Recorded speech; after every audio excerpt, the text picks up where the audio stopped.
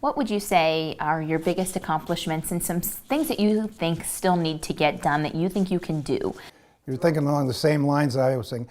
One of the things Chris Coleman commented on, 3 months into my term, we got the Beaverdale streetscape put together, which really changed the shape and face of the Beaverdale Business District.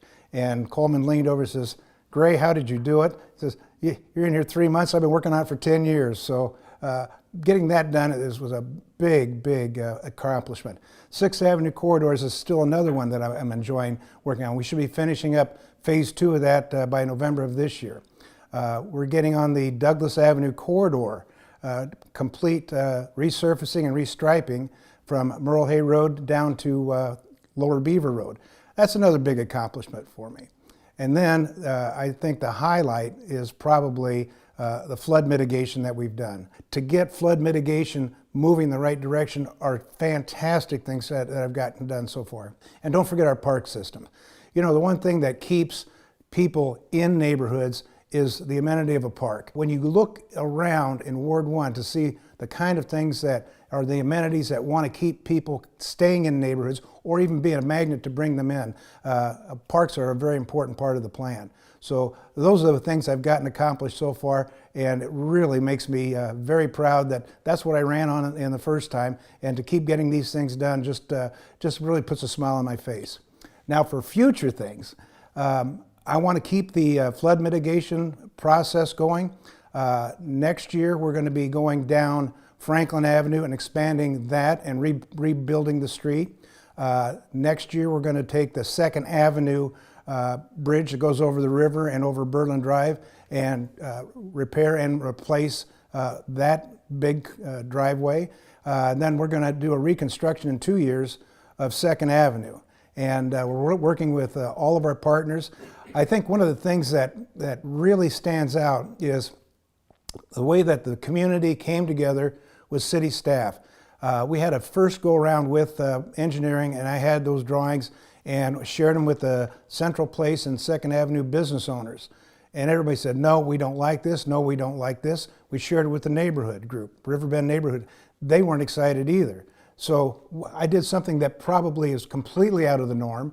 I got with the city manager, city engineer, and a few of the city staff, and I said, let's take a walk with the neighbors and the business leaders and see what we're up against. So as we walked down 2nd Avenue, the neighbors and the businesses were pointing out, no, you need to do this. No, here's where this, no, this one, they may say there's that many accidents, but we know there's a lot more and a lot more misses. So they reoriented some of the approaches, and they listened to what the people had to say. And so we're getting a complete, expanded 2nd Avenue that, you know, we haven't touched that in 100 years, and we probably won't touch it for another 100. We're working on urban renewal plans. We've got some set up for along the Douglas Avenue corridor, build a community that is going to rally around this and make this something that we can go forward with for the next 20, 30, 40, 50 years. We're looking also at doing things along that corridor from Douglas Avenue to Hickman on Merle Hay. That's kind of long since been neglected, and we're going to have some meetings to talk about what can we do to improve that corridor, bring businesses in, retain the businesses that are there, and just get the thing going so it invigorates. And the biggest thing I think we got going is the Merle Hay Mall renovation. I mean, what we're doing there it transpounds everything that we've got going forward in the community. And then you look at some of the areas around that have been neglected for quite some time. I want to keep working on those and bring them up so that we've got a vibrant community, something that people are proud of. The most important thing to me is retain the people that live here now and bring more people in. That was my first topic I wanted to talk about is population, because we've seen a slow decline of population in, as people are going out to the city. Specifically, the number of kids enrolled in Des Moines Public Schools has been on the decline for the last several years. So what can be done in a partnership with the city and the schools to make the schools more attractive so that families stay here and don't go out to the suburbs? Well, I'll leave that mostly to the school board, but I'll tell you that some of the things that if we can bring in more population, and I'll tell you right now, we've got the most diverse population attending our public schools than I've ever seen before. If we give them the services that they need, if we give them the challenges that they need to give themselves a job future that is going to be productive, that they'll learn and move forward with, those are the things we got to drive force with our school board. We have to make sure that we have challenges, that we can meet them, and that we can move forward and put productive people back out on the street and keep them here in our neighborhoods. One issue that you also hear people talk about is gun violence and the increase in gun violence, specifically in downtown Des Moines. 5 shootings since November 2015 have taken place in downtown Des Moines, and 3 of them have happened in the last 3 months, even after that district was put up around the Court Avenue area. So what can be done to decrease gun violence in our city? Well, one of the things I've been working on, I work extensively. In fact, I had a meeting this morning with the Riverbend Neighborhood Association. There's a committee that's called Public Safety. And what we need to do is start to do a program that we've already sent an RFP out for, and that's Cure Violence.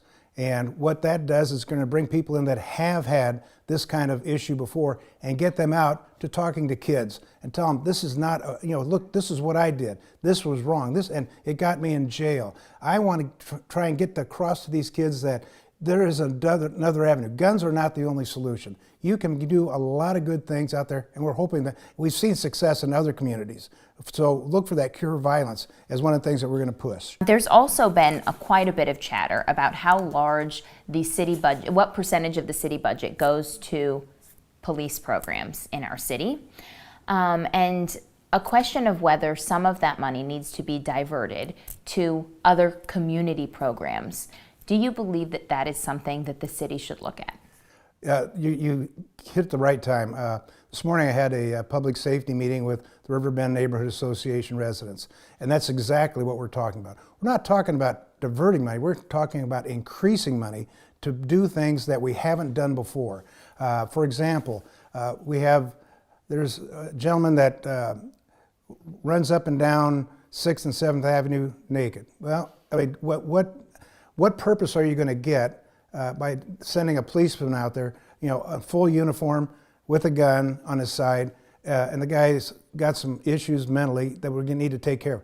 We need to beef up our mental crisis unit. Right now we have 2 people it's a 24-hour operation, but we like to see, at least these people like to see, that would be the first call. If we got somebody that's got some mental issues and it's not something that we can arrest our way out of, let's bring in the mental health professionals and get them some service. Get them over to Broadlawns, maybe get them over to the VA, depending on what backgrounds they've got.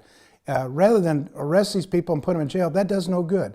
We need to get some mental health professionals, and that's why I think we need to get some more money put that way, and that's part of the local option sales tax, was to, we put $400,000 into mental health issues, we should put more. We need to get that thing going. In addition, you get people that, if you get an OWI or you're public intoxicated, what's the use of sending them to jail? They get nothing, they're out the next morning, they could be right back at it.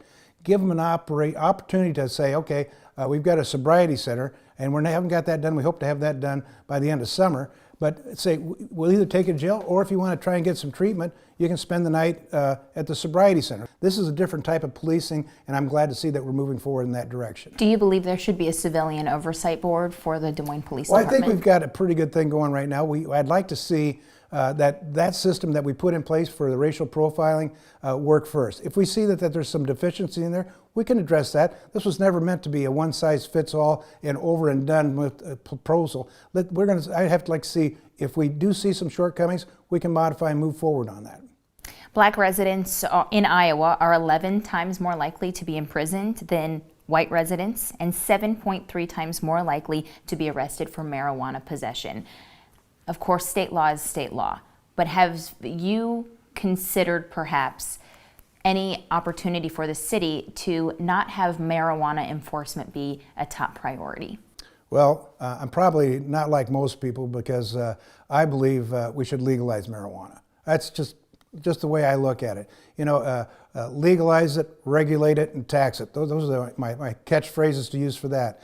The thing I worry about when we start to deviate from what the state code is, the people under that golden dome have a tendency to slap our hands. I prefer to work in concert with them. I believe we can get there. There's too many states around us that are already legalizing. Once it's legalized, we've accomplished something that has not been done in hundreds of years. Let's get this program doing. If we deviate and do it on our own, I don't think we have much of an opportunity, and I'd rather see it go at the state level. That's a little bit more comprehensive, and then we follow along with what the state wants to have happen. How do you make it so that people can have access to, in their neighborhood, fresh produce and fresh food, healthy food options that they can afford? It's a tough question to try and have a good answer. I've worked with Monica Oslowski. Bless her heart, she's out there working hard all the time. She's doing the right kind of thing for feeding the community, and we want to keep working with people like that. Also working with the Forest Avenue Outreach. They have land there that they purchased on Forest Avenue, and I'm working with them to try and get water to their location. Everybody that's out there trying to do a little bit to help the community, we have to make sure we're partnering with them, moving forward, that they've got an opportunity to put produce out, fresh produce, that people can take and put to good use. So I continue to work with them, and that's the best way to do it. You can't do it on every corner, but let's make it it's easy and in a central locale that people can get to easily and efficiently. What about grocery store access? There are areas of the city that are with miles without a grocery store. Yes, I know, and we're kind of in my Beaverdale neighborhood. We have a little bit of issues there. We can incent grocers to locate. But it's really, for them, it's a profit loss type of deal. It's tough to say, here, put this in my neighborhood and we'll give you $100,000. A lot of times that doesn't work. And quite honestly, grocers operate on a margin of 1% to 3%. So it's got to be moving. It just can't be sitting there stale. So tough question. I'd love to see if we could come up with something that incents a grocer to go to a certain place. I can remember quite a few years ago, my predecessor, Tom Velasquez, got headstrong and got a Sea Fresh over there on 6th and University. And it's still flourishing today. It's morphed a little bit. It's not the same kind of grocery store it started out, but it is a great boon to the neighborhood. Fantastic deal. If we can do something like that, I'd be very interested. Drinking water has also been a huge issue in our city. Of course, there's Des Moines Water Works. It's a bigger issue than Des Moines, but what can the city council do? Do you think wells are the option, or wells are the right option? What is the answer here? Yeah, I can speak a little bit from experience. My wife's from a little town of Early, just south of Storm Lake, and they own farmland up there. We got married back in 1976. In that time, we still go up there once or twice a year, and every time, I like to hunt up there, so I hope nobody gets too excited about that. But, I have seen land that we've hunted be tiled off, drained off, farmed extensively. So you're seeing a lot more runoff than I've ever seen in my life, and it's all coming down, in this case, to the Raccoon River, and we've seen the same thing happen on the Des Moines River. You get that confluence down there, the stuff's pretty bad shape. We need to get farming practices and cattle practices in place that's going to control that kind of stuff. What's the balance? Making sure that people can afford to stay in these neighborhoods, making sure there's access to affordable housing, but also making sure that the city has prosperous neighborhoods. Well, one thing that I'm quite proud of is NFC, Neighborhood Finance Corporation. We fund that to the tune of $1 million each year, and we have partners in our financial institutions that help out. What we have to do is get our properties fixed so that the people are not living with worried about the roof coming in, the furnace going out, all those things. Those are big issues that we have to do. We want to make sure that takes place. And then the other thing is, I've said this even when I first ran for election back in 2013. Affordable housing is not strictly relegated to Des Moines.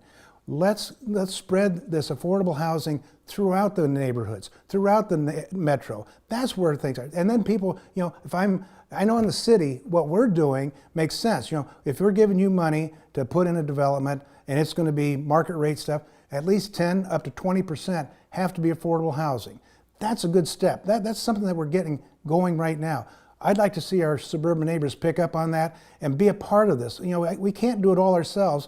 And if we do, it's going to be just like I said. You're going to have your warehousing of people and putting them in positions that they're doomed to fail. And I don't want to see that happen. We got such a great community here. I want to make sure that everybody has an equal chance to make a living and grow up and want to stay and live here in Des Moines and Central Iowa. Any closing thoughts? What do you want the people of Des Moines to know? Why you want to remain as the representative for Ward 1 in City Council? Well, the thing that I'm most proud of is that I came out here with 3 incentives. I wanted to make sure we had proper staffing for our fire and police. I wanted to make sure that our parks and recreation areas were staffed and we had capital improvement to get them done. And then infrastructure. It's roads, it's sewer. And I have continued to push that as hard as I can, and I think I have been very successful. So why am I wanting to do it again? There's a few things that I'd like to finish up, and the one thing, you haven't asked me about this yet, and I'm going to really give you a big talk on this, is the Grub YMCA. This is such a jewel for the inner part of our city.